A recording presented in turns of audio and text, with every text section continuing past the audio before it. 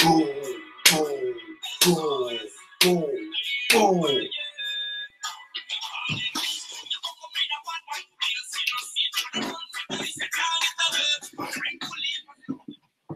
In the words of CM Punk, when he was talking about his experience at the 2014 Royal Rumble, and of course he mentioned that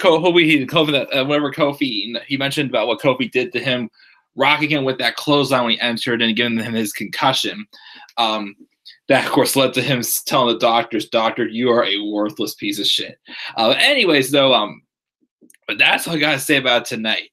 Kofi, goddamn Kingston. I would not have gone into this show feeling that Kofi Kingston would have stole this show for sure with the performance he had tonight. But was that supposed to be his performance, though?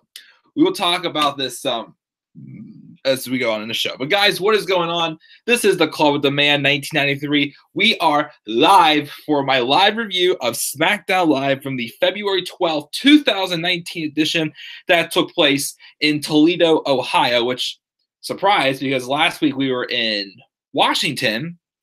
Now all of a sudden we're in, Grand Rapids last night. We're in Toledo tonight, which is only about 4 hours west of me. And then we're going south to Houston on Sunday. So we're going all over the place here. Like I never get what WWE, does it sometimes. Like, they'll be like, like place by place, little by little, and all of a sudden, boom, we're going on one side of the world to the next, then back and back, and like, come on, guys. These guys travel how much every year? Can't you at least, cut them a little bit of break, But anyways, though, just had to mention that. But we're going to talk about the go-home show for Elimination Chamber 2019. And like usual, SmackDown definitely capitalized this week on making things exciting for the Chamber for sure.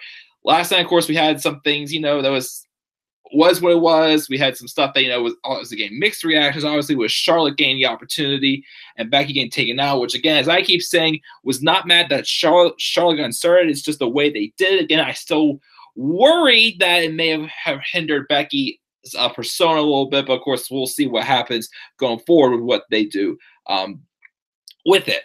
But overall, just getting off topic from Raw last night, SmackDown I thought was good tonight. Couple little nitpicks I wanted to pick out, but honestly, though, enjoyed it. Enjoyed it a lot more than I enjoyed Raw last night. But still some nitpicks from this show I want to pick out. But honestly, though, guys, once again, the man who stole tonight, Kofi Kingston. I had to bring back his old theme song and go boom, boom, boom. Literally, like this had Seth Rollins from last year's Gauntlet match written all over it. And I'm just like, man, Kofi deserves something like after that performance. I mean, okay, we'll get to it though in a second though, of why, this probably happened for Kofi tonight. It was probably accidental, but it still worked again. But we'll talk about that, of course, when we get to that. To the Gauntlet match later on in the show. But let's check the live chat and see who is here in the review of... Let's see here. What's going on, Mark? He says, I'm surprised Becky didn't show up anyway. Yeah, I mean, maybe she would have, but then again, at least playing into the role of her being suspended. But again, we'll have to wait and see. But I know when she's definitely going to be there. She's got to be there in 2 weeks on the February 25th edition of Raw when they celebrate Ric Flair's 70th birthday. She's got to show up there. She's going to ruin the birthday party for sure for Charlotte, would not just wreak havoc. Where I feel like, could you prove whether or not they did ruin Becky's character or not? But again, we'll soon wait to see. But yeah, no Becky tonight. Still no Asuka. Once again, we have not seen Asuka since her Royal Rumble match at Royal Rumble. So why is Asuka not getting any screen time at all? And the thing is, now that Charlotte's definitely going to be going for the Raw Women's title, who's Asuka going to face? Again, my big bet is still on Kairi Sane, because who else is really ready? And who else is going to be able to put on a WrestleMania performance? Like, as much as again, I love seeing my girl Mandy, but I don't think she's ready yet to be, winning the women's championship. Speaking of which, now here's the thing. First off, I apologize that I had the event set, but I didn't even get started. And the reason why is because my cat, who's been for some reason in love with my desk chair lately, was hogging my desk chair, and he would not get up. So great for her. You know what happens when you don't get out of my chair? You know what happens when you delay the start time of my live stream? Grayfer, who's my cat. Just kidding. I can't put my cat on my list. I love my cat. But WWE production crew. You know what happens when you give Mandy Rose a jobber entrance? You know what happens when you don't show the entire thing, one of the sexiest and most glorious looking women on the main roster? You know, I think she's dating Tina Sabatelli. For taking away, for cutting off Mandy's entrance for a commercial, WWE production team, you just made the list.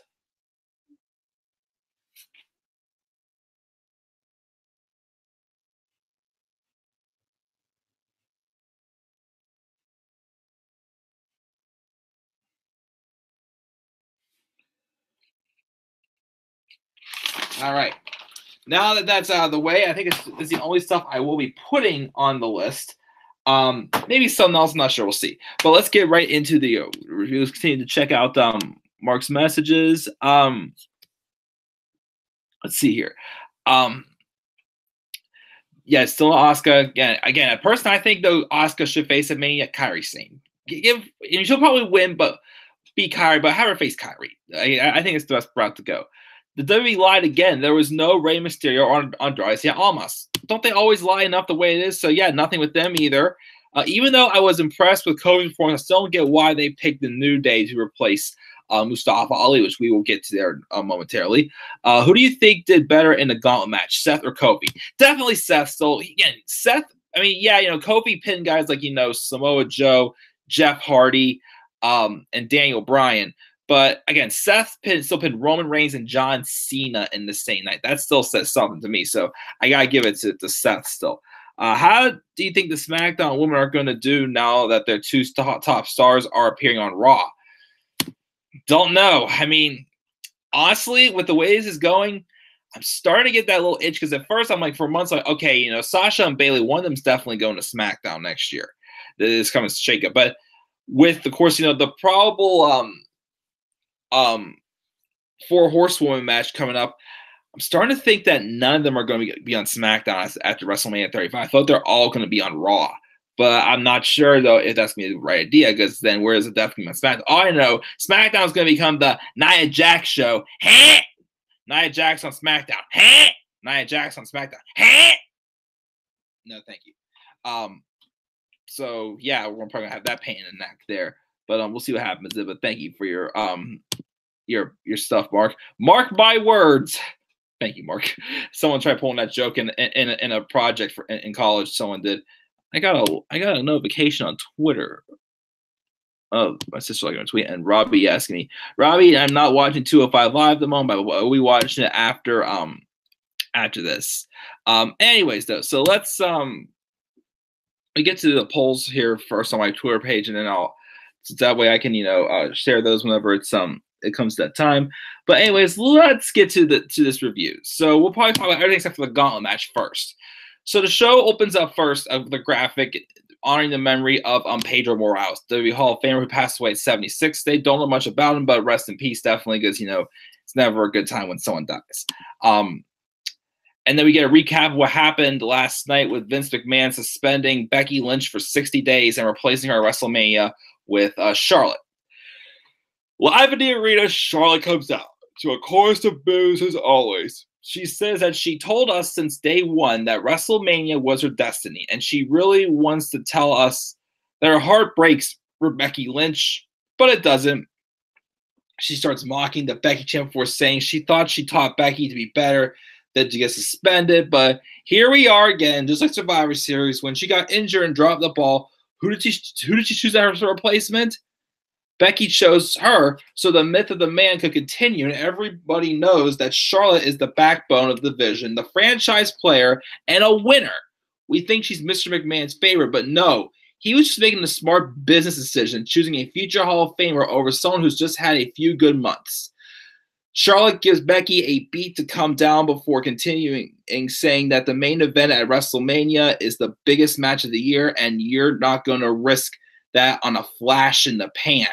Which, of course, saying that this is the biggest match of the year. And it better be the biggest match of the year because the past few years, Really hasn't.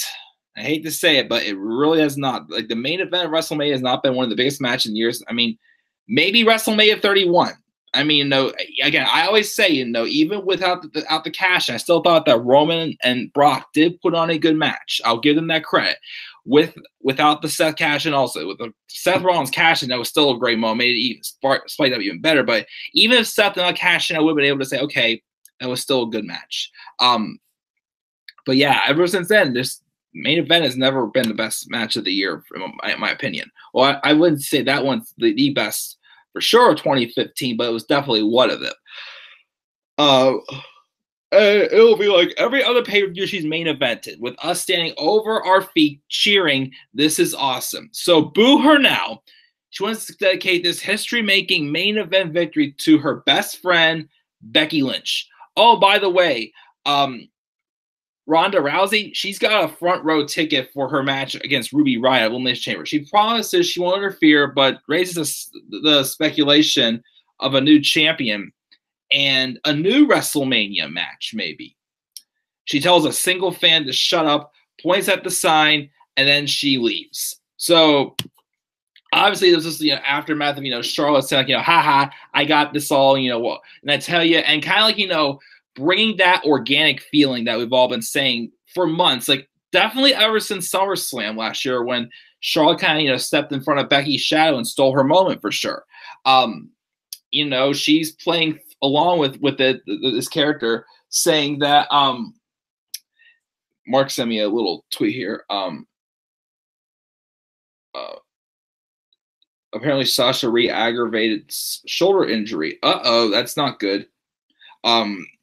But we'll talk about that for my chamber predictions. But to me, when seeing this segment, I thought back to to this interview I heard. I can't remember when exactly it took place, but Charlotte was basically talking about the situation she was in when she first came up to the main roster, how she felt that she should not have come up as a babyface because it was not going to give the right reaction to her character.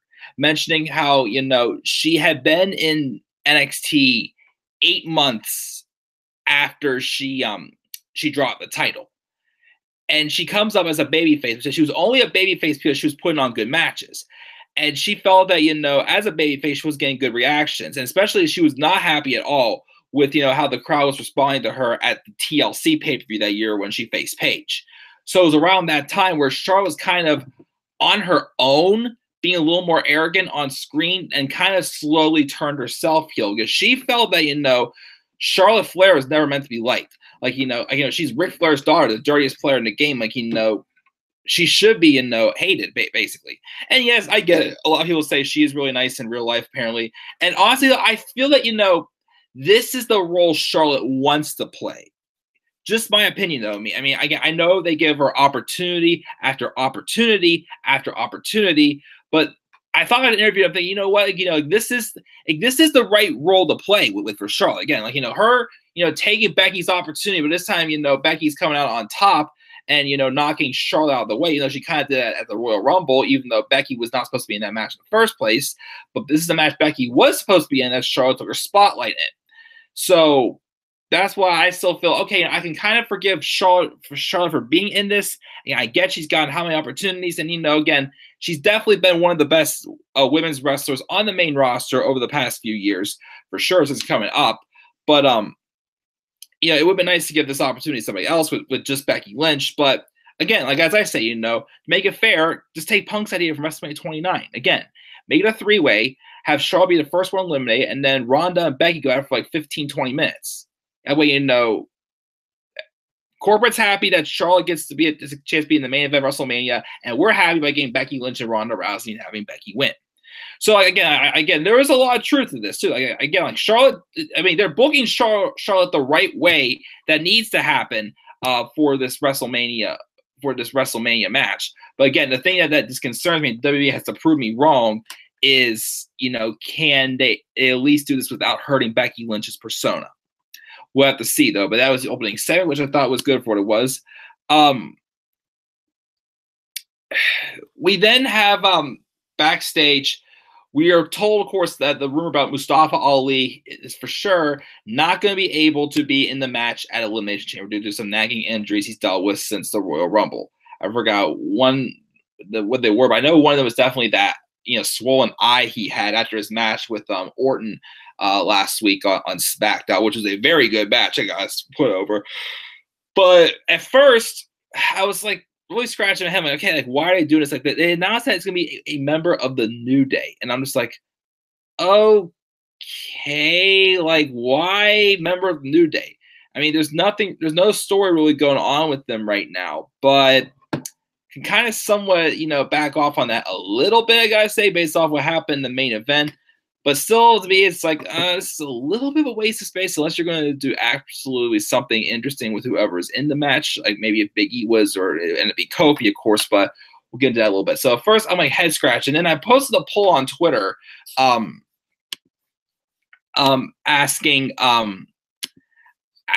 who would you have rather have seen replace Ali in the Chamber match, and the options I gave were Luke Harper, because I've heard rumors he could be returning soon. And, either he could pair up with, Rowan also and help, Daniel Bryan, or also he could face Daniel Bryan. Maybe he can be a possible opponent from WrestleMania, or Bray Wyatt, of course, also. So Luke Harper, Andrade Cien Almas, Rey Mysterio, or, other right-in. And the other right-in, people were saying Cesaro. But other than that, 14% said Rey Mysterio, 14% said Harper, 57% though said Almas, which could have made sense with the momentum he's gained. I feel like he could have definitely benefited from getting experience being in the Chamber match, but it was a New Day. Now after the performance we got in the Gauntlet match though by Kofi, I felt better about it because I understand what they're trying to do with it, but same time it's like still feel like could have picked someone something like a little more with a little more momentum going into this Gauntlet match already beforehand. But again, that was just my opinion. Then we get promos from each of the tag teams on SmackDown explaining, how they're going to win the SmackDown tag titles. Then we had, just like last night on Raw, we had a triple threat match. Fabulous Glow, Carmella and Naomi taking on Fire and Desire, Mandy Rose and Sonya Deville, and the Iconics, Billie Kay and Peyton Royce.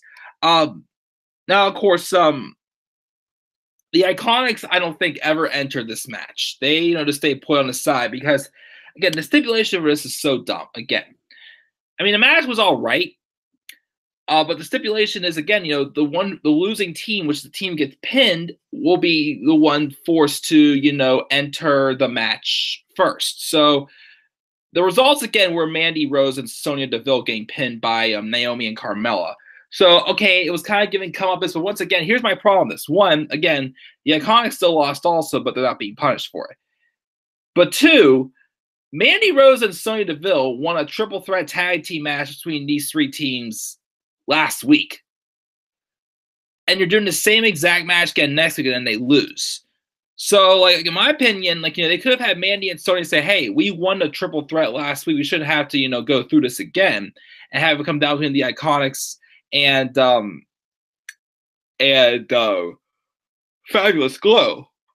So, I don't know. I mean, it worked in ways of giving Naomi some comeuppance on Mandy, but I still wasn't a fan of the fact that, that happened. Again, the fact it's a triple threat match. It's technically two losers, but the one who's getting pinned is the one who's getting punished. And everyone, it was just weird. But afterwards, the Iconics came in and attacked Carmella. Naomi and Carmella also, and they stand tall. I gotta say also this, and I said this tonight on Twitter. Even though, again, like when they first turned Carmella back into a babyface after she dropped her SmackDown Women's Championship last year, to me they did not really have her in a position to want her to be cheered for again. But her being, like entertaining, being like singing and dancing with R-Truth and whatnot, like that, it's starting to feel more and more natural. And she's actually showing she can actually wrestle. When she was a heel, I get, they were trying to make her more than just a valet in NXT, which is why she didn't come up with Enzo and Casper. And 3 months later, she came up, then they turned her heel. I appreciate the effort they tried with Carmella's heel turn. I mean, she's always been good on the microphone, but they just really toned down her wrestling for sure, especially when she was champion. And why is that? Because they made her a typical cowardly heel champion, which is, of course, why, again, her title run was a flop. But honestly, look, as more, I'm like, they should never really turned her heel. This is her in general. She is this, fun-loving, energetic, just, like cheerleader. Like, I not just say cheerleader, but she's a girl who pumps people up, basically. Pumps up the crowd and gets them excited. Like that's, I feel like where she's zoned in. So honestly, I dig babyface Carmella a lot more than heel Carmella. I gotta give it that. But again, we have Mandy Rose and Sonya Deville get pinned. So again, they'll start the match against Sasha Banks and Bayley, unless of course Sasha's injured still for Sunday. We'll see though. Speaking of which, we get handicap promos from each of the Raw teams. Bayley talking about Sasha's passion for wrestling and that her injury will not stop her from having Bayley's back at Chamber. Nia Tamina talking about Bayley's walking out of Chamber because we're so dominant. And the Riot Squad talk about their dedication to each other, basically, and whatnot, blah, blah, blah, But as we know, probably Sasha and Bayley win those tag titles on Sunday. And probably going on to take on Trish and Lita at WrestleMania, which wouldn't be a bad match, but, because of that. But anyways, then we have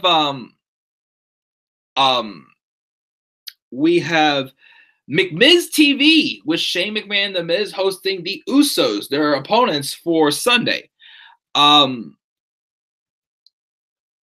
Before that, though, we have a handicap promo from Mustafa Ali saying that he's not medically cleared for Chamber and nothing hits harder and it's more frustrating than your body giving up on you before your heart does. But this isn't the end. He's still holding the pen and writing a story, and it'll take a whole lot more than Eric Rowan slamming his head through a table to keep him down.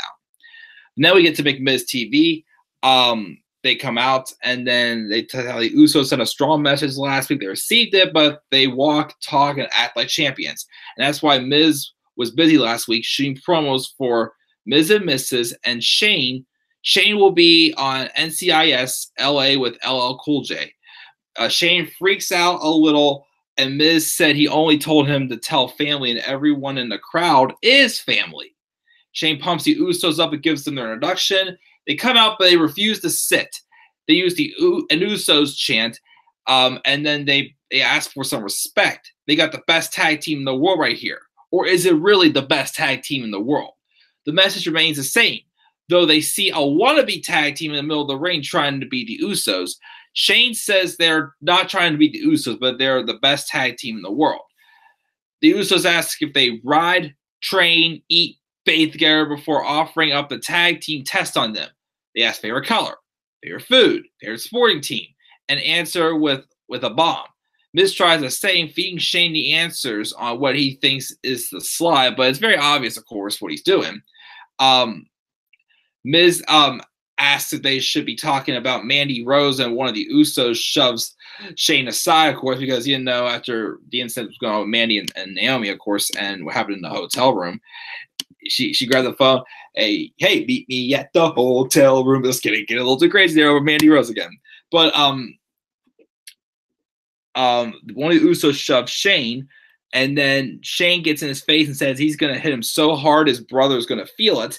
And the Miz holds him back. He begins talking, and Uso yanks the microphone out of his hand and tells him to shut the hell up. They call themselves the best tag team in the world. That's respectful because the Usos are a real tag team, and they welcome them to the Uso penitentiary, dropping the mics, and Shane says the only thing that's real is the tag titles, and he and Miz hold them up, saying they'll look real nice around their waists after Chamber when the Usos are beaten. We then, of course, get dead silence before double super kick to both Miz and Shane and knocks them down. So this is a simple story there, of course, yeah, they got lucky and won a tag match and are tag team champions, but, they're facing a more real tag team, the Usos. They're five-time SmackDown. Five-time SmackDown tag team champions. 5 times. They'll be facing the best tag team in the world in 5 days, and it's not paranoia. It's the Usos again. Where was this charisma before when they were just those face painters? Yes, they had decent mic skills, but they're even better now with these mic skills for sure. But yeah, so I think this should be a decent tag match for sure on Sunday. Let's see here. New Day show walking backstage. Big E's dressed like a hockey player. Well, he was at one point, but he wasn't this thing. But he is carrying a massive sausage over his shoulder, which was strange, in my opinion, honestly. Before we get to the chamber match, let's check the live chat again. Mark is saying, I thought they should have picked Rey Mysterio, Almas, Rusev, or Nakamura. They could have done that. Or maybe Sheamus or Cesaro. Cesaro. Would have loved to have seen Cesaro get into that chamber. Could have happened, but nope. He's just a tag team. They can't do anything else. Oh, we did something with Kofi, though, tonight, which, glad they did, but you still can't give Cesaro that big push again. They're not doing anything else to the tag team. Just split them up and send Cesaro to AEW. Get out of there, Cesaro. You deserve so much better than this. He's just so good. But, anyways, we then had our hour 10 long, however how long it was, main event.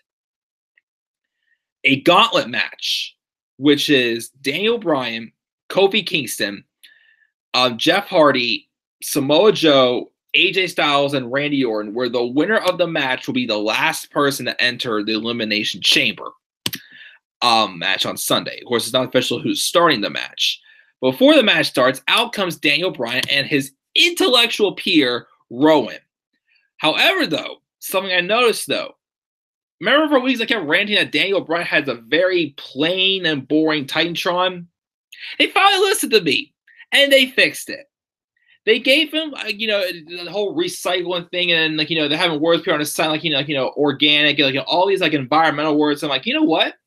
I love it. Again, I hated what they had before. I mean, I liked how it did have one point that had "Yes is dead," but I hate how they just had this, Daniel Bryan and on a plain blue screen, and then DB, tangled together like it's a San Diego Padres logo. Like, this looks so lazy, but the design, what they did with it, I'm like, okay, it's simple, but it's interesting and it's creative. So I'm like, okay, awesome. Still think he needs to change that theme song. I still think, again, that song is not meant for him as a heel.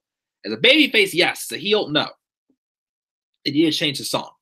But he comes out, and he gets on a microphone and says there's a lot of people here who want him to lose his championship at Elimination Chamber. But we need someone like him to show us how to live our pathetic lives. We need him as champion. He doesn't want to participate in the match because it's painful. It's horrible, and it will likely shorten his career. But you see, he has to sacrifice what is necessary to win the chamber. Then they make their entrance. They reveal, of course, that Kofi was the one who's representing them inside the chamber. And we have the gauntlet match. The first match with Kofi Kingston and Daniel Bryan was a fun match. It must have went on for like good 20, 30 minutes. Not too many of the other matches, pairings lasted that long. And it was a fun back and forth action showing that, Kofi really, could have deserved a title shot. And still showing that, Kofi, if booked right, can be a world champion. Although I will say this before I continue on more results from the gauntlet match. It was obvious to me, though, that Mustafa Ali was supposed to get this performance and not Kofi. I feel like, they did choose the right person to replace Ali if they wanted that type of performance, but is it still really going to lead to something, though? You know what I mean, for Kofi afterwards. That's the thing, though. That's why I'm still not crazy about New Day being in this, and what I've seen like Ali or Almas or someone else who has an more interesting story for them, but I can't get this. I can't, this whole thing crap because, the fact that, again, Kofi Kingston literally had a career moment and, obviously showing that he wants a chance to be world champion. The only thing that I did not like also is this first match, Kofi Kingston pins the champion. Daniel Bryan is the champion, but he loses this match at the beginning. And I'm just like, okay, that doesn't really make your champion look good, though. I was kind of head scratched on that. But other than that, it was still an awesome match for sure, as he won with the Trouble in Paradise. We then have Kofi Kingston take on Jeff Hardy. he goes, Hardy went for a swanton, but nobody got home. But then Hardy would eventually lose to an SOS, which we haven't really seen much of that for a while because Kofi's still been using Trouble in Paradise as his finisher. And Kofi pins Jeff Hardy. So then out comes Samoa Joe. And I'm like, okay, this is probably going to be it right here. But instead, Kofi rolls up Joe. And I'm like, whoa, he's being Joe. Like that right there, we're going to be told, okay, they wanted someone similar to Mustafa Ali because, again, like, Joe and Ali were feuding at the time, have been feuding for the past couple weeks. So that obviously would have been a good moment there for Mustafa Ali. But afterwards, Joe beats down on Kofi and gets him and tries to choke him out before AJ Styles comes out and attacks Joe to break him up. And then he checks on Kofi. And then they get into the ring. And then Styles is telling him, hey, like checking on him, saying like, hey, if you can't do this, man, don't feel like you have to do it. He's just trying to, just be a man, be reasonable with him. But then Kofi shoves him and tells him, you're not telling me to quit this. I want to go. It's been 11 years of what. And yes, he started like, slapping AJ and like, getting physical with him. So, and AJ was like punching back, getting angry, but it was just Kofi showing he was having the heart and wanted to go out there. And he put on another great performance with AJ, close near falls as well. I'm like, okay, if he pins AJ Styles, like this man's got to be world champion. Got to win at Chamber. But it didn't happen as he eventually would get Kofi to tap out to the calf crusher. And of course, he watched, New Day come out and take, because during the Bryan match, New Day got ejected and then Rowan got ejected because it was obvious that Rowan had thrown Kofi over, the barricade. But because I thought at first, Daniel would get further on, and that's what, if the idea was for Harper to join, though, what if he would have appeared, during this gauntlet match to help Bryan win it, if you know what I mean. I still wasn't a fan of how they eliminated Bryan, but I still can't take away from the great performance that Kofi had. But afterwards, it sounds like he was trying to show a sign of Kofi respect, saying, hey, you did a good job still when it's taking. But Orton's music hits. And I saw its clock, it's like, it's 9:59. I'm like, I see what's coming here. So AJ over Orton, but then an RKO out of nowhere. And he pins Styles. He literally stands up for like 2 seconds. Boom, the cameras go off, and that was it. I'm like, rushed ending for sure. But Orton wins. I mean, again, this whole match is about Kofi. 50 to 60 minutes in this match, putting on an unreal performance. And yes, again, the finish was definitely very abrupt. But I feel like, it still told a story. And to me, I'm kind of hoping, that ending hopefully is setting up a feud for AJ Styles and Randy Orton for WrestleMania. I really want to see that match happen at WrestleMania 35 this year. And it could very well. But wait and see. But yeah, other than, again, the weird stipulation for the triple threat match, Bryan getting pinned, and there's something else I couldn't really remember. I didn't really like. But other than that, again, I thought this was a really good show. Let's check the results first for the polls. 9 votes for Great OG of SmackDown Live. 56% said A, 33% said B, 11% said C, nobody said D or lower. What show June enjoying more this week? Raw or SmackDown Live? 15 votes on this one. Nice. Thank you, guys. 15 votes. 80% said SmackDown. 20% said Raw. It's obvious for me, SmackDown's better show this week, and I give SmackDown Live a B+. Very strong show indeed. Mark says he gave SmackDown a C. He knew Orton was going to come from behind. It was obvious, of course, as well. Mark's checking out, though. He said, I'll see you for your NXT review. Awesome. Again, guys, tomorrow will be NXT UK review and NXT. Probably tomorrow or Thursday also, I will do my Elimination Chamber preview and predictions videos. And then, of course, just the odds and ends. I'm going to get, I'll probably review 205 Live maybe in the next hour or two. But I'm going to get at least 2 or 3 levels of Adam Project uploads. And also getting back to Adam Projects. I, was focusing on some baseball player stuff. And still am kind of doing some baseball player stuff before we move on to the Harry Potter and the Chamber of Secrets Let's Play with that. And guys, don't forget, again, I'm going out of town in about a week and a half. And I'll be gone for about a week. So once again, if videos are not live, if I'm not able to go live, then I will definitely record my reviews and get them uploaded whenever I'm able to while I'm out of town in a week and a half. Again, I'm leaving the 21st, and I'm coming back the 28th. But yeah, guys, thank you again for joining this live view of SmackDown Live. Again, B+. Again, tune in tomorrow for NXT UK and NXT reviews, and most likely also Elimination Chamber. Of course, Thursday also will be a special live stream of the week. And I'm going to try to get my Fastlane card predictions, my TakeOver New York card predictions, and my WrestleMania 35 card predictions out within the next week or two also before I leave. I'm going to try to get those done as well. So guys, yeah, B+ for SmackDown tonight. What grade do you give SmackDown Live? Your thoughts down in the comment section below. And be sure as always to click my like and subscribe when we're calling on my channel, and follow me on Twitter as well at Demand Everybody. Guys, I'll see you guys in my 205 live reviews. If not, then check out my Adam Project videos when they get uploaded tonight. So until then, guys, have a great rest of your night, and peace out, everybody.